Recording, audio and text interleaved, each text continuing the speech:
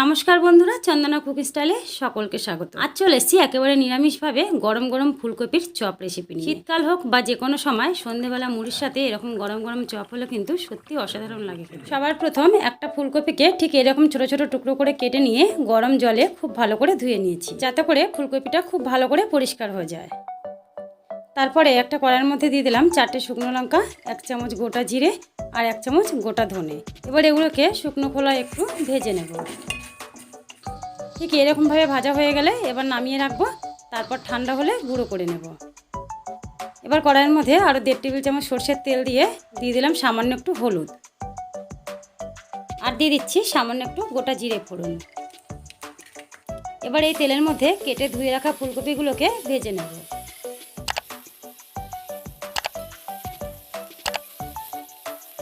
এখন ফুলকপিটা ভেজে নেওয়ার সময় সামান্য একটু লবণ দিয়ে দিচ্ছি। এখন গ্যাসের আঁচটায় একেবারে লোতে রেখে 1 থেকে 2 মিনিট ঢাকা দিয়ে ফুলকপিগুলো ভেজে নেব। এতে করে ফুলকপিগুলো খুব তাড়াতাড়ি নরম ও সেদ্ধ হয়ে যাবে। এখন ফুলকপিগুলো এরকমভাবে ভাজা হয়ে গেলে এবার নামিয়ে নেব।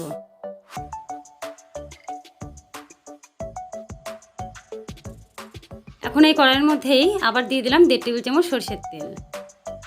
তেলটা একটু গরম হয়ে গেলে দিয়ে দিলাম 1 চামচ 5 ফোড়ন, 1 চামচ কাঁচা লঙ্কা কুচি আর 1 চামচ গ্রেট করে নেওয়া আদা। এবার সব কিছুকে একটু ভেজে নেব। এবার দিয়ে দিচ্ছি 1/2 চামচের একটু কম হিং, আর দিয়ে দিচ্ছি 1/2 চামচ হলুদ গুঁড়ো, 1/2 চামচ লঙ্কার গুঁড়ো। এখন সব কিছুকে তেলের সাথে একটু মিশিয়ে নিচ্ছি। এবার দিয়ে দিচ্ছি সেদ্ধ করে রাখা আলু। আলুগুলোকে হাত দিয়ে এইভাবে একটু ভেঙে দিচ্ছি। আমি এখানে ছোট ছোট 5-7টা আলুকে সেদ্ধ করে রেখেছিলাম। আলুটা দিয়ে মশলার সাথে ভালো করে মিশিয়ে নেব। বন্ধুরা, আমি খোসা সহই আলুটা দিয়ে দিলাম, তবে তোমরা খোসাটা ছাড়িয়েই নিতে পারো। দোকানে যেইভাবে খোসা সহ আলুর চপ বানায় আমি ঠিক সেরকমভাবেই খোসা সহ দিয়ে দিলাম। মশলাটা আলুর সাথে মেশানো হয়ে গেলে এবার দিয়ে দিচ্ছি ভেজে রাখা ফুলকপিগুলো। এখন ফুলকপিটাও আলুর সাথে ভালো করে মিশিয়ে নিচ্ছি। ফুলকপি আলু সব কিছু ভালো করে মেশানো হয়ে গেলে এবার এর মধ্যে দিয়ে দিচ্ছি সামান্য একটু লবণ। যেহেতু ফুলকপিটা ভাজার সময় লবণ দিয়েছিলাম, তাই সেটা বুঝেই সামান্য একটু লবণ দিয়ে দিলাম। এবার দিয়ে দিচ্ছি প্রথমে যে ভাজা মশলাটা আমি গুঁড়ো করে রেখেছিলাম সেখান থেকে 1 চামচ দিয়ে দিলাম। এবার মশলাটাকে আলুর সঙ্গে মিশিয়ে নিচ্ছি। বন্ধুরা, চপের মধ্যে এই ভাজা মশলাটা না দিলে কিন্তু চপের একটা সুন্দর ফ্লেভার আসে না, আর খেতেও অতটা ভালো লাগে না। এখন দেখো আমার চপের আলুটা পুরোপুরিভাবেই তৈরি হয়ে গেছে। এবার অন্য একটা পাত্রে তুলে তারপরে ঠান্ডা হতে দেব। চপের এই পুরটা যতটা ভালো করে তৈরি করা হবে, চপ খেতে কিন্তু ততটাই টেস্টি হবে। এখন ঠান্ডা হয়ে গেলে হাতে করে আবারও ভালো করে একটু মেখে নিচ্ছি। আর যে একটু বড় ফুলকপি আলুর টুকরোগুলো আছে সেগুলো হাত দিয়ে এইভাবে ভেঙে ভালো করে মেখে নিচ্ছি। এতে করে গোল গোল করে চপের শেপটা দিতে সুবিধা হবে। এখন চপের পুরটা খুব ভালো করে মেখে নেওয়া হয়ে গেছে। এবার এখানে একটা ছেঁকনির মধ্যে দিয়ে দিচ্ছি 1.5 কাপ পরিমাণ বেসন। এবার বেসনটাকে এইভাবে চেলে নেব, যাতে করে বেসনের মধ্যে কোনো ঢেলা বা শক্ত অংশ না থাকে। এবার এর মধ্যে দিয়ে দিচ্ছি 1 চামচ বিট লবণ।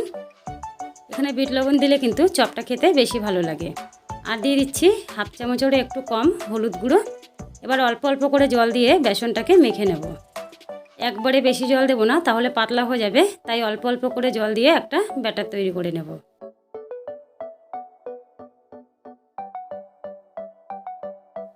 এখন আমার চপের ব্যাটারটা একেবারে তৈরি হয়ে গেছে, আর ঠিক এই রকম ঘনত্ব রেখেছি।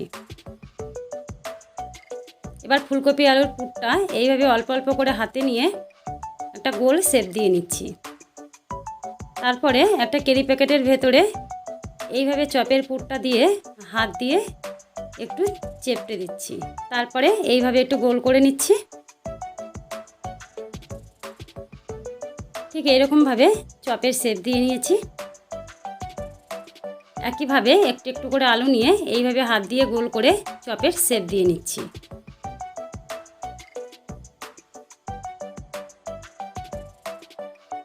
এখন কড়াইয়ের মধ্যে তেল গরম করে নিয়েছি। তেলটা ঠিক এরকমভাবে গরম হয়ে গেলে এবার একটা করে চপের শেপ দিয়ে রাখা আলুর পুর নিয়ে এইভাবে বেসনের মধ্যে দিয়ে দিচ্ছি। তারপর হাত দিয়ে ঠিক এরকমভাবে তুলে খুব সাবধানে তেলের মধ্যে ছেড়ে দেব।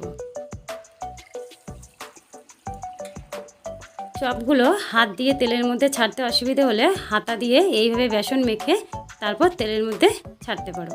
এতে করে হাতের মধ্যে তেল ছিটে আসার ভয় থাকবে না।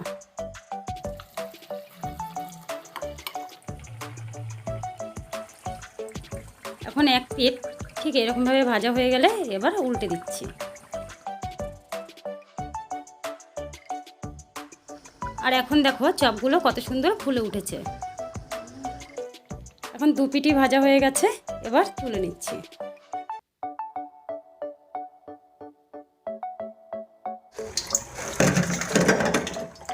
একইভাবে সমস্ত চপগুলো ভেজে নেব। বন্ধুরা, আমাদের গরম গরম ফুলকপির চপ কিন্তু একেবারে রেডি হয়ে গেছে।